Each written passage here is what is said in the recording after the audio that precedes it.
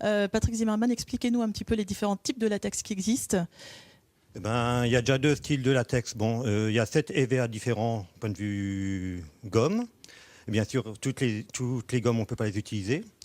Alors, automatiquement, il y a un critère. Ensuite, c'est une question de cuisson aussi du latex. Alors, il y a la façon d'allope et la façon talalé.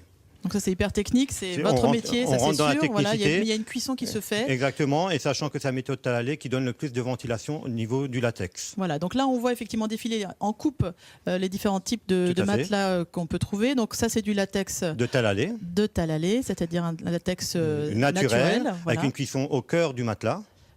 Sachant que la façon d'allope, c'est une cuisson style cake, c'est cuit autour et il y a une certaine souplesse qui est au cœur du matelas. Là, la souplesse est en harmonie dans tout le matelas.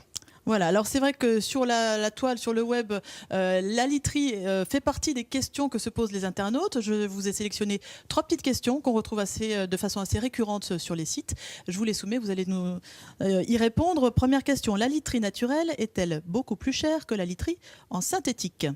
Peut-être vous, Laurent Bilger, Marc Zimmermann. Je pense que c'est une évidence, hein.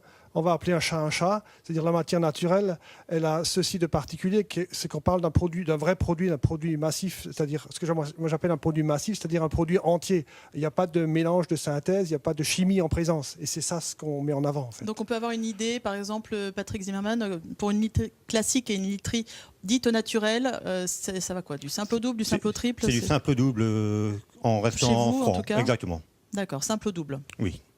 Ensuite, deuxième question, est-elle aussi efficace contre les bactéries et les acariens? Est-ce qu'il y a un traitement particulier?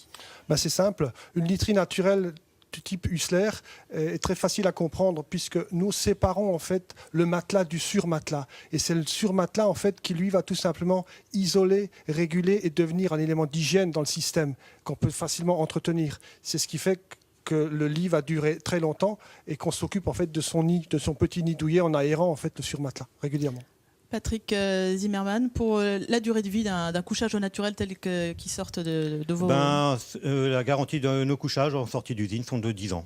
Il y a un entretien particulier parce que c'est vrai que les matelas synthétiques, on n'entretient pas grand-chose. Bon, entretien particulier, déjà, c'est l'hygiène de vie personnelle d'une personne qui se reflète après son matelas. Sachant que tous les matins, il faut ventiler sa literie. Ce qui évitera aussi Et la tous ces chambre par la problèmes. même occasion. Exactement. Ouais. Ce qui évitera tout problème d'acarien. Sachant que pour avoir un sommeil sain, il faut dormir entre 16 et 18 degrés. Point de vue température ambiante. Et puis ventiler effectivement Exactement. la pièce pendant 5 à 10 minutes tous les jours.